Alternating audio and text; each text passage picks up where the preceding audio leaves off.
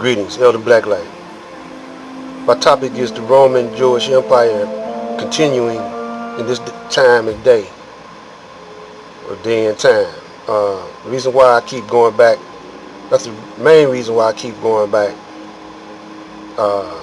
in my past, the 50s and 60s, because that's when black consciousness was at its peak, and people back in those days always talked about so-called white supremacy. They call it white supremacy. I'm calling it devilishment. Devilishment. The devil was showing his horns back in those times in the South. But, where you got those rednecks, Peckerwood, and up north and Midwest and the eastern states, New York, Detroit, Chicago, thriving cities, they thought that white supremacy or devilishment wasn't existing, which translates into devilishment translates into the so-called Jews and the Romans, or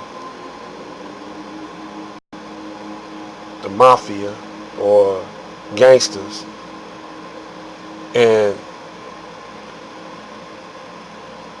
it was more prevalent up here. They would shoot. The police was instead of hanging, lynching, they was shooting, and arresting and putting people in jail, black people in jail, till it swole up to where you see it now.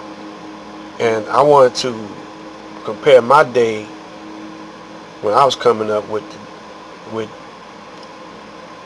the young ones of today. And the mind have been altered, and a distraction from the time when I was coming up, because you got all these devices, YouTube and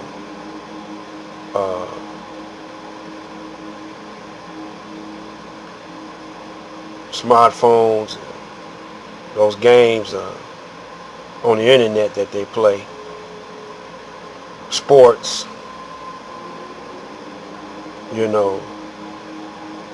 titty bar, excuse my language, sex, all that's a distraction from you going into your black power mode. But when I was coming up, we were seeking black power and black consciousness. And in Detroit, I consider us victorious during that period, even though we had a so-called ride, because right after that ride, the Reconstruction period, we had a black mayor that was, he was a bad brother.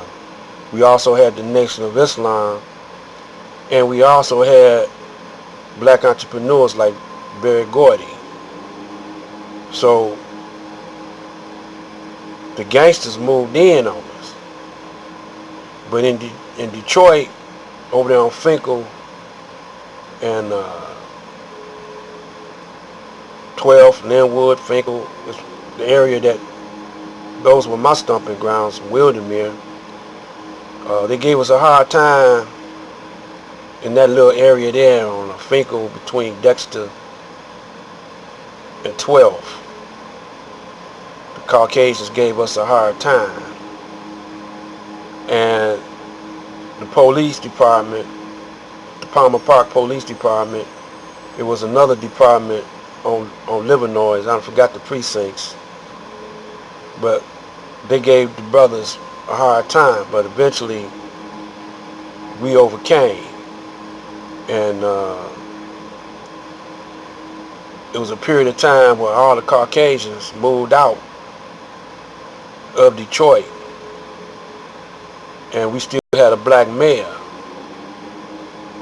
But the elitist black people, the elites,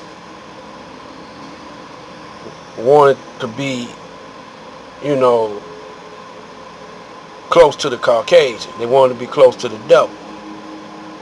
They were trained in the devil's ways, adopted the devil's ways, and they were so highbrow and intellectual that they looked down on the poor black brothers, the grassroots.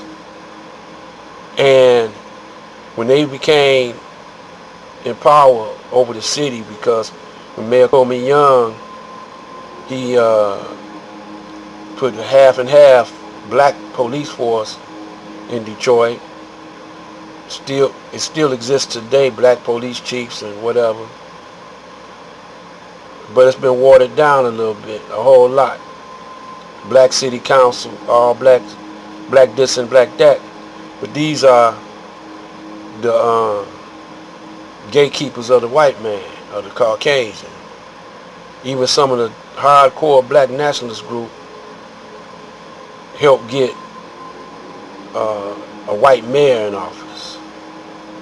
You know, they were paid off, you know, because, see, I'm here to tell you how the Romans and the Jews keep their power. And they do it through money. Money is a weapon. They weaponize money. And they weaponize the positions that black people have. And once they get those positions, a black man get a superior job title, he treats his people bad. And then if you are a weak brother and you into the black power movement or the black nationalist movement or anything concerning revolution, once you get a large following, they come and pay you a visit. They tell you this. They say, look, they did Berry Gordy this away. They told Berry Gordy, you play by our rules now. That's why Berry Gordy ain't he sold Motown. You know, because the white man say, look, you could either get a salary, you know, sell us your business, give us your business, you know, and we'll give you a little salary, you know, and but your record company, you know, you can't make no more records. You can't be in charge of that no more. They did that everywhere. They tried to do Mayor Young like that. He got his own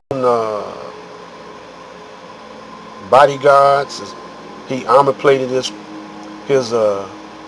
car because they threatened him, and he had loyal brothers behind him, you know, protecting him, looking out for the black people.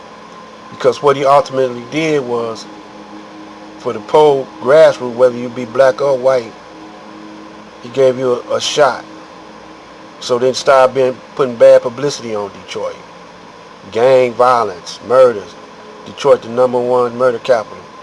And the Jews, which owned half the buildings, started moving out to the suburbs, took the money with them.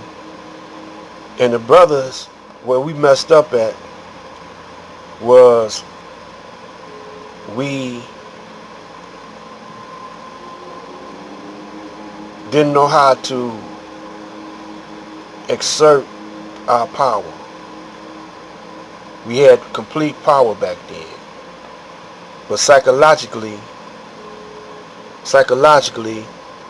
we were